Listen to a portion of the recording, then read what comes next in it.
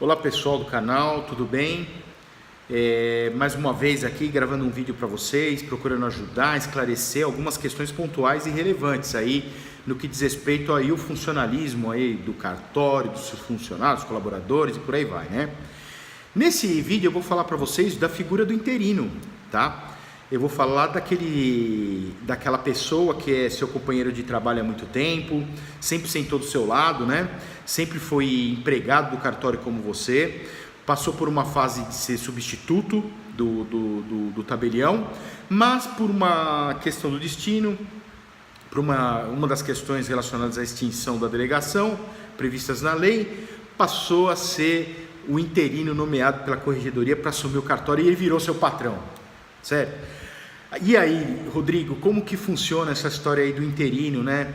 Qual é a responsabilidade do interino durante o período de vacância do cartório, né? Tanta coisa se fala, hoje dizem que o interino não é mais o patrão, hoje dizem que o interino não é mais o empregador, mas o Rodrigo, ele anota minha carteira lá com o SEI dele, cadastro específico do INSS, como se ele fosse o responsável mesmo pela minha figura, né?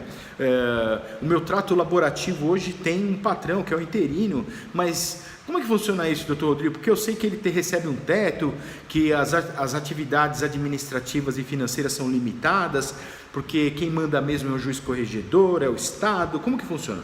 Pessoal, estou aqui para esclarecer para vocês algumas coisas. Vou procurar esse vídeo rápido, tratar algumas circunstâncias.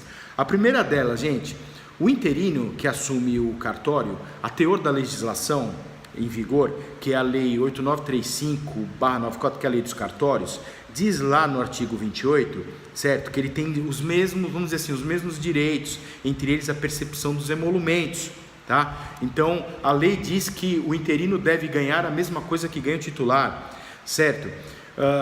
Tem lá também o item 12 do provimento 45/2015, salvo engano, da Corregedoria Nacional da Justiça, que diz que os interinos, tanto os designados, que são os interinos, como os titulares, têm os mesmos direitos e deveres, tá? E, portanto, ele teria direito a receber toda a renda do cartório, e ele tendo aí o direito a receber toda a renda do cartório, e tendo a participação de todo o bônus do negócio, automaticamente ele seria seu empregador, né? Então, calha uma situação com outra, coincide uma situação com outra, ou seja, se ele anota a sua carteira de trabalho, é porque ele pode anotar, porque ele é o patrão, é ele que recebe os louros do negócio, né? Não é verdade? E, mais do que isso, o próprio artigo 20 da Lei 8935 fala que cabe ao tabelião, certo? O gerenciamento administrativo e financeiro, contratar seus prepostos e por aí vai. Então, a lei federal, gente, e esse provimento que eu acabei de relatar para vocês, ele é claro ao dispor, certo? Que o interino é o tabelião, mesmo que interinamente, mas ele é o tabelião. Certo? Sempre foi assim, gente. Quem está muito tempo no cartório sabe, sempre foi assim. Tanto é verdade que quando o cidadão era nomeado interino ou a cidadã, ele ganhava praticamente na loteria, né? Porque ele ia ficar à frente do cartório, sei lá, um ano e meio, 2 anos, recebendo toda a renda do cartório, certo? Assumiria os riscos do negócio, conforme previsto na lei, na jurisprudência, certo? E passaria a ter um rendimento muito mais alto do que ele sempre teve. Seria uma glória para ele. Mas isso mudou, e mudou, certo? Ao meu ver, de uma maneira equivocada. Por que, doutor Rodrigo? Pelo seguinte, veio uma tal de resolução 80 do CNJ, ok? Que diz o seguinte, que o interino passou a ter direito apenas a perceber mensalmente 90,25% do rendimento dos ministros do Supremo, que hoje deve dar coisa de R$30 mil. Então hoje o interino, ele tem um salário aí mais ou menos de 30.470 e alguma coisa. Menos o imposto de renda, ele deve ganhar seus 24, 25 mil reais aí por mês. O saldo residual, ou seja, o restante da renda do cartório, se o cartório aí, por exemplo, cartórios de São Paulo, cartórios bons do interior, o cartório deu 400 mil no mês, que sobrou depois de pagar todas as contas, você pegou o livro caixa lá, o livro caixa deu 400 mil, depois de pago todas as despesas do cartório, os encargos financeiros, os encargos trabalhistas, previdenciários, fundiários, pagou tudo. Sobrou lá 400 mil reais. Desses 400, tira 30 mil que é para a figura do interino e o restante tem que ser depositado para o Tribunal de Justiça de São Paulo, através de uma guiazinha que todo interino sabe, que é a do Fundo Especial de Despesas do Tribunal de Justiça. Isso vai para a conta do Tribunal de Justiça, né?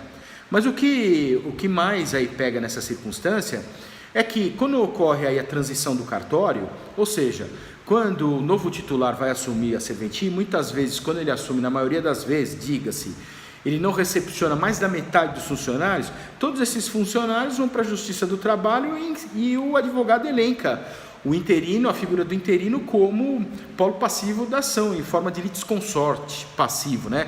Em processo civil, litisconsorte é a somatória de pessoas, tá bom? Que compõem um determinado lado do processo, ou de réu ou de autor. Tá bom? No caso, o interino passa a figurar no litisconsórcio, em litisconsórcio passivo. Bom, aí, gente, aí é o seguinte, na Justiça do Trabalho tem decisão para tudo quanto é lado. Tem decisão que condena interino, tem decisão que absolve interino, tá? Eu tenho casos que defendo interinos que a Justiça do Trabalho condenou o interino a pagar totalmente, absolveu o titular e condenou. O coitado lá não recebeu, pagou o Tribunal de Justiça, repassou o dinheiro para o Tribunal de Justiça, né?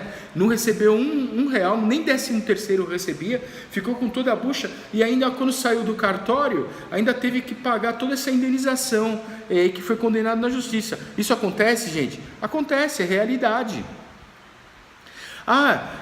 O interino também é responsável civil pelos atos que são praticados por seus prepostos dentro do cartório. Então, por exemplo, você está no cartório de notas, você fez um reconhecimento de firma de maneira equivocada, quem responde é o Estado? Não, não é o Estado não, é o interino que vai responder civil e criminalmente pela circunstância que ocorreu dentro do cartório. Mas o doutor Rodrigo, mas ele não recebe o bônus do negócio, não recebe.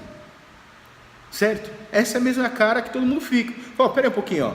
Eu tenho toda uma responsabilidade como interino, né? Sou responsável trabalhista, sou responsável tributário, sou responsável notarial, registral, e eu recebo 30 mil por mês?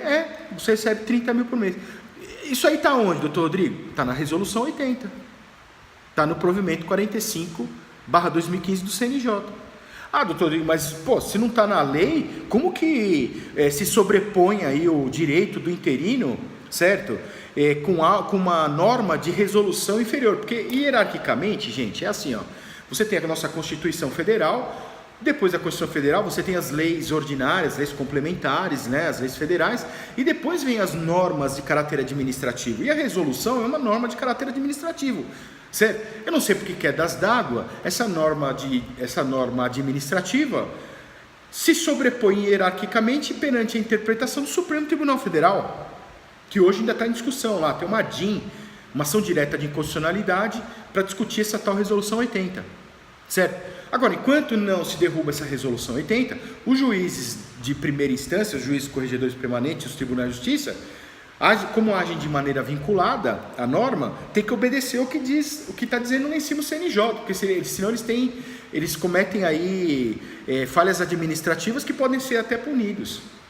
Então o que acontece? Na verdade, toda essa circunstância só ocorre aqui no Brasil, gente. Que me perdoe, que me desculpe aí a minha crítica, mas isso não existe. Eu acho que deveria ter uma alteração na lei, uma alteração na Constituição, um projeto de emenda constitucional, porque o artigo 236 da Constituição, ele é claro ao dizer o seguinte, que os serviços serão prestados por delegação do poder público em caráter privado. Ou seja, logo quando ele diz isso no caput do artigo 236, ele veda que o Estado, certo, se aproprie dos benefícios aí da renda do cartório. O Estado diretamente não pode se beneficiar, não pode explorar essa atividade econômica que é privada, prevista em Constituição. Teria que ocorrer uma emenda constitucional para alterar esse artigo 236, para dizer que durante o período em que o cartório estivesse vago, o Estado assumiria sua administração. E, por consequência, com uma emenda constitucional nesse sentido, obviamente que de cima para baixo, a lei dos cartórios deveria ser alterada ou complementada, nesse mesmo sentido. Mas isso não aconteceu, gente. Então, aos olhos da Constituição Federal, você que tem alguma circunstância e que vai discutir na justiça esse repasse ou não, você tem total direito. Agora, o que vai ser dado, o que vai ser interpretado, porque assim, o Supremo interpretou a situação em uma dessas ações diretas de inconstitucionalidade, certo? Da forma política que sempre ele faz, né? Se você pegar a Constituição e você ver o texto que está lá na Constituição, todo mundo interpreta da mesma forma. Tanto é verdade que essa história de interino sempre recebeu o valor total, sempre recebeu. De uns tempos para cá, depois da edição dessa resolução, que inclusive teve liminar, certo? Que derrubou essa circunstância, e o ministro Gilmar Mendes cassou essa liminar por conta de outras circunstâncias que ocorriam no Nordeste, tá certo?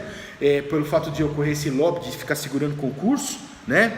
Então, cassou-se aí o poderio, visou-se caçar, na minha opinião, o poderio econômico de eventuais interinos que tinham lá para cima, certo? Lá para cima que eu digo porque eu estou no Sudeste, tá? Não estou fazendo distinção de ninguém. Mas, com essa atitude, o ministro Gilmar Mendes quis enfraquecer esse pessoal que fazia lobby lá em cima, para poder começar a ter concurso. O certo, gente, vamos falar o que é correto. O correto é ter concurso público, certo? Tem que ter concurso público mesmo, porque o concurso público é a forma mais apta, certo, de demonstrar quem tem capacidade de administrar uma situação. Agora, a forma como se faz o concurso, a maneira como se avalia, são outras circunstâncias, mas que tem que ter esse concurso público, tem. Agora, gente, venhamos e convenhamos, um cara que assume a responsabilidade do cartório durante esse período de vacância, ele não pode ser penalizado a receber 25 mil reais por mês e repassar outro, 400, 500 mil reais para os cofres do Tribunal de Justiça, do respectivo Estado, né? E amanhã ou depois ficar com toda a responsabilidade do cartório. Se é assim, dessa maneira, certo, que o Estado assuma a sua responsabilidade, certo? Porque eu tenho ações que eu propus reclamatórias trabalhistas já direto contra o Estado. Porque tudo aquilo que o interino faz dentro do cartório tem que pedir autorização para a corregedoria permanente, ou não é assim? Você que é interino, toma alguma atitude administrativa de contratar, mandar embora, sem autorização do seu corregedor permanente. Você vai sofrer um processo administrativo, e você vai ser condenado, eventualmente, se causar prejuízo, de não repassar dinheiro ao Estado, certo? Prejuízo ao erário. Então você vai ter problema com a corregedoria, você vai sofrer processo administrativo junto ao Ministério Público, você vai sofrer processos na Justiça, talvez até por improbidade administrativa. Claro, são outros 500, lá você vai poder se defender e alegar o seu direito. Tudo isso que eu estou falando, né? Que o Estado não pode explorar economicamente a serventia, que é vedado essa circunstância, que o Estado já recebe, né? O Estado já recebe. No momento que o cidadão vai lá no cartório para fazer um reconhecimento de firma, pagar um protesto, registrar uma escritura, vocês podem ver lá, a lei 11.313, no caso do Estado de São Paulo, tem uma lei estadual, que é a lei do regimento de custos, que é 11.331/02, né? Lá está discriminado, gente, quanto que deve ser, quando o cidadão paga lá o valor das custas e emolumentos, o que são custos e o que são emolumentos, o que é do tabelião e o que tem que ser repassado pelo interino para o Estado, para o Tribunal de Justiça, para o Ministério Público, para o Fundo Especial, para a Santa Casa. Então o Estado já recebe, o TJ já recebe, né? Então o que ocorre aqui em direito tributário é um fenômeno que se chama bis in idem, né? É um bis in idem, ou seja, é a mesma hipótese de incidência sobre o mesmo fato gerador, só que ocorrendo em duplicidade. É o que ocorre aí, certo? Ou seja, o cidadão, quando paga lá os emolumentos, ele está pagando já para o Estado, só que aí o Estado recebe também de novo, certo? Bom, e outra coisa assim que é o cúmulo da incoerência, porque quando eu ingresso com essas ações trabalhistas contra o Estado, alegando tudo isso que eu estou falando para vocês, o Estado vai lá e diz, o serviço é exercido em caráter privado, o Estado não tem responsabilidade nenhuma, como, vírgula, o dinheiro que era para ir para o bolso do interino está indo para o cofre do Tribunal de Justiça. Então ninguém processa o Tribunal de Justiça numa ação trabalhista, porque o responsável, certo? Não é o juiz, o responsável é o Estado como um todo. E o Estado de São Paulo tem que responder. Isso é um fato, gente.